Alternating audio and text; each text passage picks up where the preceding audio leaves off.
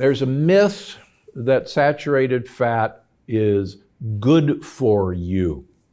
Most of the folks in the paleo and keto communities think that the more saturated fat that you eat, the better. In fact, this was first posited as the cause of heart disease back in the 1950s by a very famous nutrition researcher from the University of Minnesota by the name of Ancel Keys. He published a very famous study called the 7 Countries Study that purported that animal fat, the more saturated fat that people ate, the higher their risk of heart disease. Now, he presented his findings to the World Health Organization, and the World Health Organization believed what he said. And so the low-fat movement came about.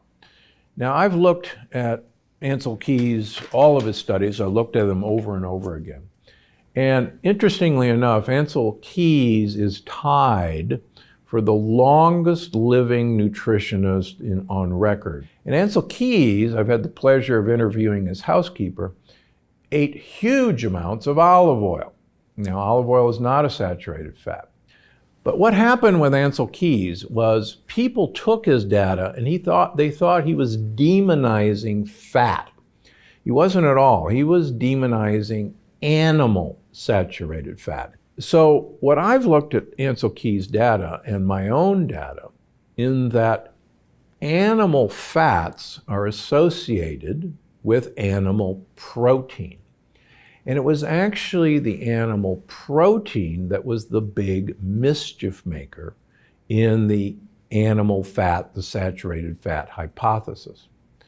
Now, so having said that, the more olive oil that I can get into you, the better your longevity and the better your brain health. And I've got a lot of tricks in the longevity paradox to tell you how to use olive oil or the polyphenols in olive oil to maximize your brain health and your lifespan.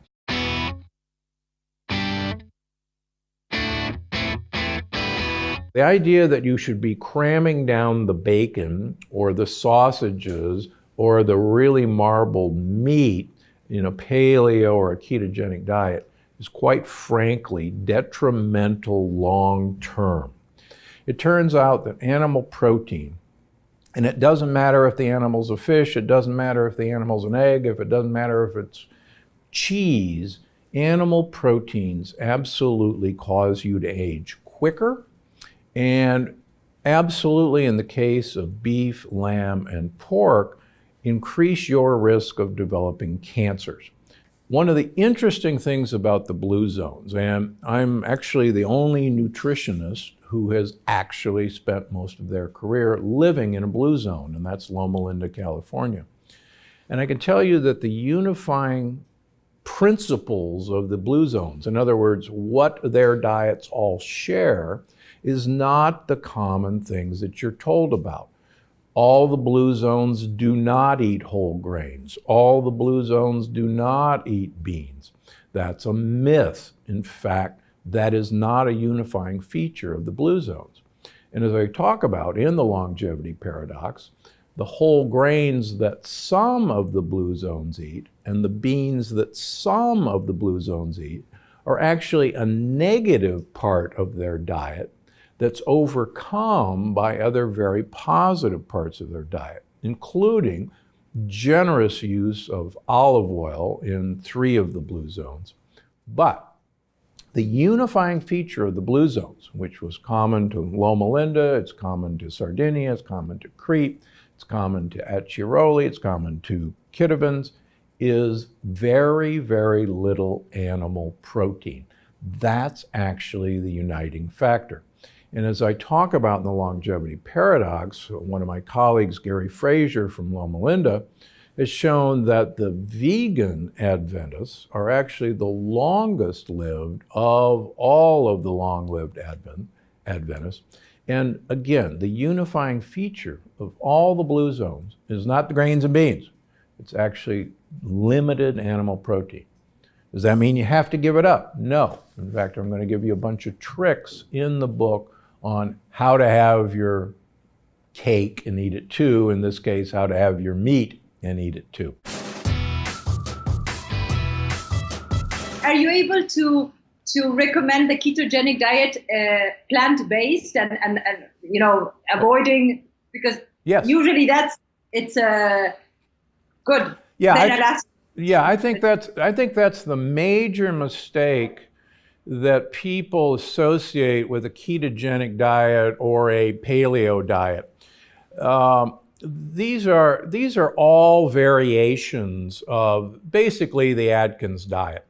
And people think that a high protein diet, avoiding carbohydrates, and keeping the fat that's associated with animal protein is a ketogenic diet. And I measure ketones in all of my patients. And the vast majority of patients that I see who say they're on a ketogenic diet, in fact, aren't, because they're eating primarily a heavy protein diet. And this was actually one of the mistakes that Dr. Adkins made. And I know because my original book, Dr. Gundry's Diet Evolution, was done by Random House, who had done all the Atkins diets and all the South Beach diet books. And Dr. Adkins didn't know that we have no real storage system for protein. We need it for wear and repair, but that's about it. So we don't waste energy. So we convert protein into sugar, gluconeogenesis. Mm-hmm. And he actually died a fat man. And so many people in the ketogenic community don't know that protein will turn into sugar. So to get back to your question, I basically tell my patients that I want them to become a gorilla who lives in Italy. Now, you have to think about that for a second. Gorillas only eat leaves and twigs. Mm. And why I want them to live in Italy, because I want them to consume 1 liter of olive oil per week. And that's a huge amount of olive oil. It's about 12 to 14 tablespoons a day. But there's a very interesting Spanish study of 65-year-old people who were followed for 4 years, and I'll briefly summarize it. One group had to have 1 liter of olive oil per week for 4 years and have a Mediterranean diet. A second group ate a low-fat Mediterranean diet. And the original study was to look at memory, and I'll forget about that. But the women in the olive oil group had a 67% less incidence of breast cancer over that time period than the women in the low-fat Mediterranean diet. So I think, so if you eat 1 liter of olive oil per week and avoid animal proteins, you're basically on about an 80% fat diet.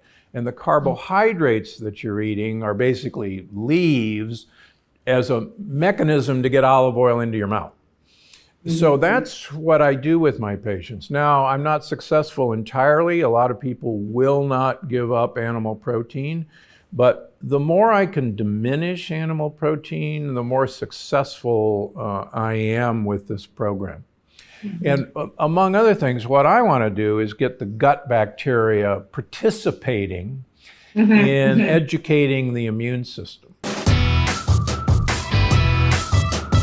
Most of the low-carb diets, whether they're a paleo diet, an Atkins diet, a keto diet, work because they're eliminating most of the lectin-containing foods, which are primarily in the vegetables and the grains and the beans that we're eliminating in those diets.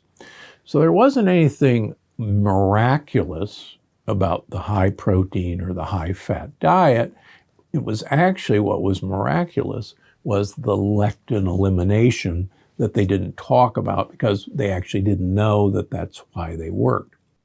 In fact, when my first book, Dr. Gundry's Diet Evolution, was bought by Random House 11 years ago now, they had done all the Atkins diets and all the South Beach diets. And I had figured out what was wrong with those diets. And one of the things that was common in both those diets is you eliminated grains and beans from phase one. After phase one, you reintroduced grains and beans, and invariably people gained weight. So the answer was, well, go back to phase one, where you eliminate grains and beans. And it didn't click in any of the editors' minds that the reason you had to go back to phase one was not to be low carb again, but to get rid of the lectin-containing foods that were the grains and beans. So that was one of the observations that I made that such a successful book.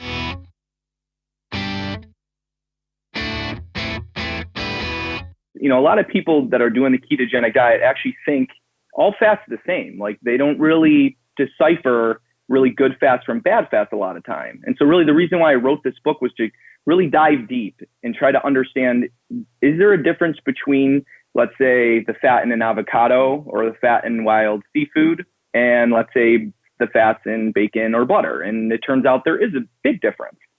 And so, you know, really that's what the book is all about, trying to pick the healthiest foods that provide the fats to actually make you a better fat burning machine. So you mean there is a difference? I shouldn't eat a stick of butter every day if I'm on a ketogenic diet? That's not good for me? Correct. I mean, and I'm honestly an offender of that. Like a few years ago, I was probably putting too much heavy cream in my coffee and I started gaining weight. And so that's when I realized I need to really research the different types of fats to see how they metabolize in your own body. So just take, for example, omega-3 fats. They actually increase your fat burning genes in the liver. So if you and I are sitting here and we're consuming 3 or 4 grams of omega-3s from, let's say, fish oil, or we're getting it from wild seafood, we are literally, our beta oxidation, our fat burning in the liver is 20% higher. And if we're exercising, our beta oxidation in our liver or our fat burning goes up by 30% simply by consuming more omega-3s. And so it's almost like if you swap out and replace butter with omega-3s, it's almost like swapping out a V4 engine for a V8 engine. You are literally more efficient and better at burning fat. And so that's just one key that really Superfuel dives into.